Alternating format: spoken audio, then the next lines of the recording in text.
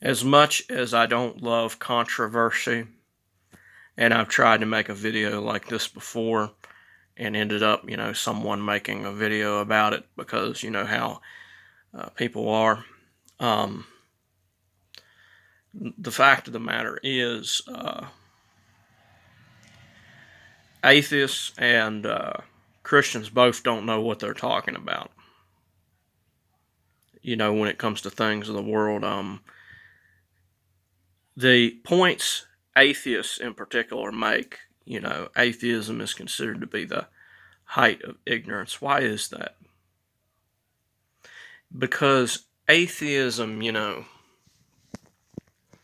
it's a false good.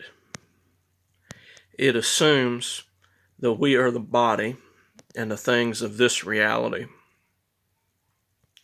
are the most important, even though the things of this reality are total fucking bullshit. Many people will have you believe that,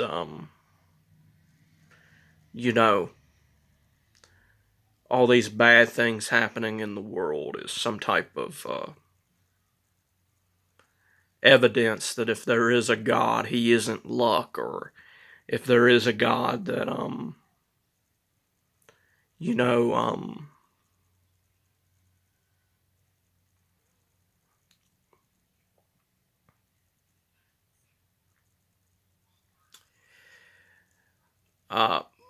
that he's not all good or whatever, or it's not all good, to be 100% more, to be more accurate, right? Because there's no dude up there.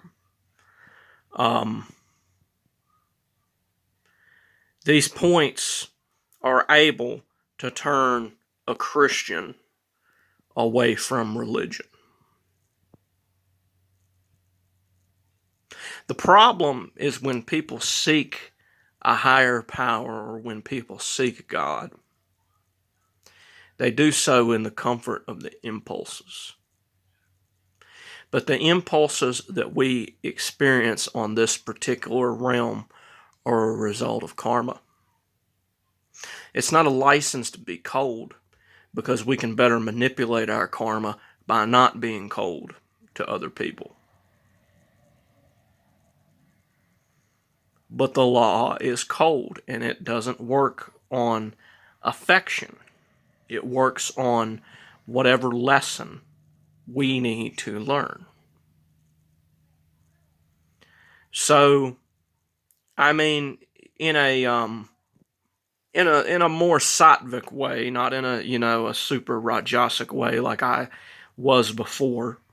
It does bother me quite a bit, when I see atheists talking about how, and I don't really know if the story of Abraham is really a story of God, but you got to keep everything in mind, just in case it is. Because, I think, some of the sacrifices and stuff they add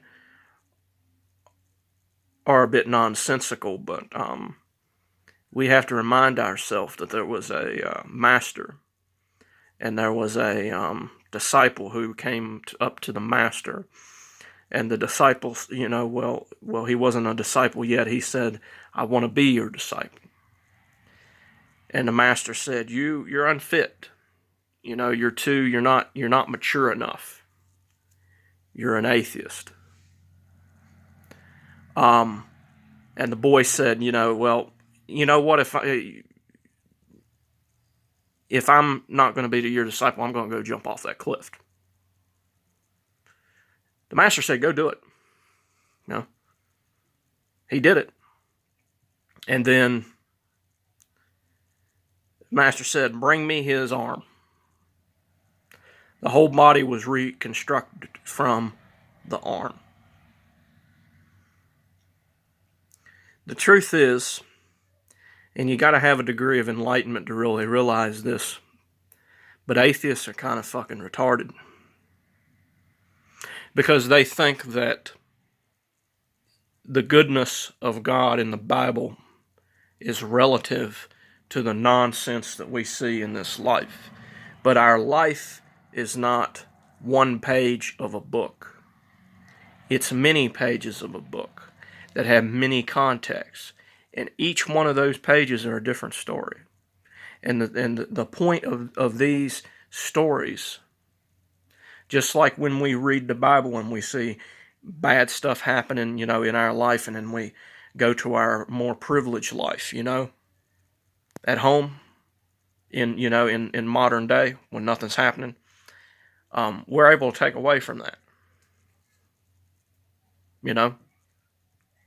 Maybe on some other page we murdered a pregnant woman, and then in this life, we have a child that got ran over by a car or something. It's not God being cruel. It's the universe's law working perfectly. Everything works perfectly. This idea that God is love in a materialistic sense is ridiculous, because the word love in the more Semitic, means functional. It means functionally good. It means good on a higher level. And to someone who is of a certain level, they can't see good in destruction. They can't see good in chaos. Alan Horvath has said before that God's name can't be Jehovah, because Jehovah means chaos, ruin, destruction, and mischief. But what does God do to your ego? He destroys it, so that you can once again become one with God. And there's two ways that can happen. That can happen peacefully.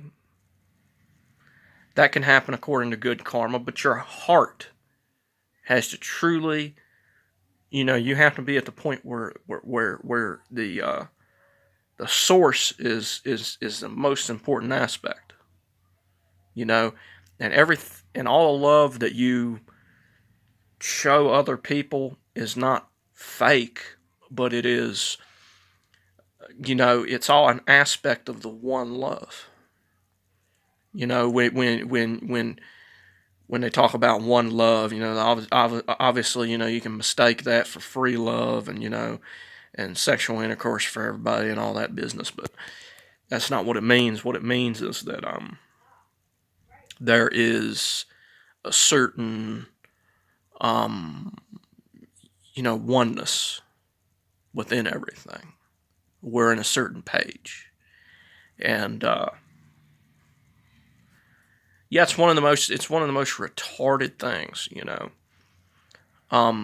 Let's say that there was a great master or something, and that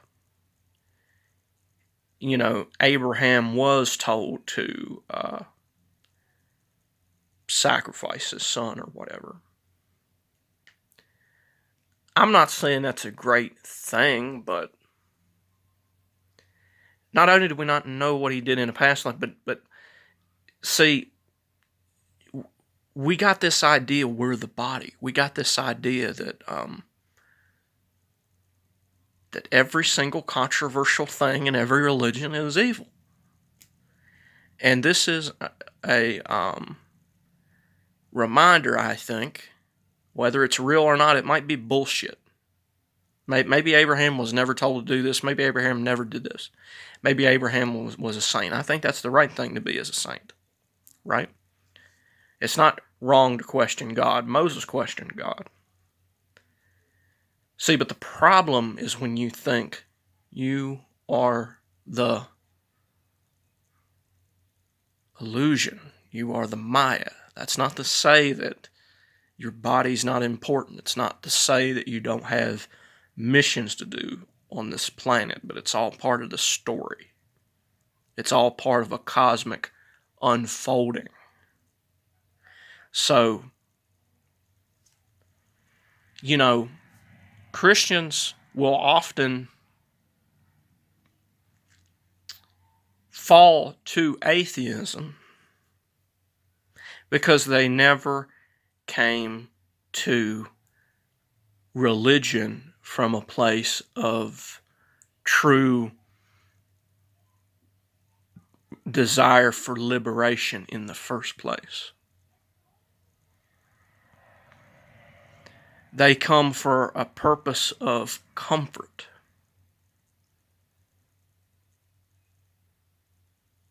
They want God to comfort them. Now, if anyone is an atheist and they've made it this far, I want to tell you, don't make the mistake of writing in my comments that God is a method of comforting me, or that it's the only way I can accept death. Okay? Because let me explain something. There are things more terrifying than death, things that you know nothing about, and